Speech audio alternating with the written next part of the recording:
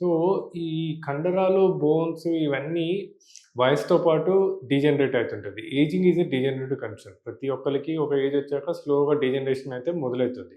So, జనరల్‌గా మనం ఏమైపోతుందంటే ఒక 60, 70 ఇయర్స్ అప్పటికి బాగా పెయిన్స్ వచ్చి, బాగా డీజనరేట్ అయ్యే వరకు వీటి గురించి ఎక్కువ ఆలోచించము. వీటి గురించి ఎక్కువ అవగాహన ఉండదు. కానీ ఆహ్, వాట్ మా పెయిన్ మేనేజ్మెంట్ సెంటర్స్‌లో మేము చెప్పేదేంటంటే, వీటికి at the age of 35, 40 years నుంచి అంటే 35, 40 ఇయర్స్ నుంచి మన మస్కులో స్కెలిటల్ హెల్త్ మీద కొద్దిగా కాన్సంట్రేషన్ పెట్టాలి. అంటే దాంట్లో భాగంగా ముందు వెయిట్ మేనేజ్‌మెంట్.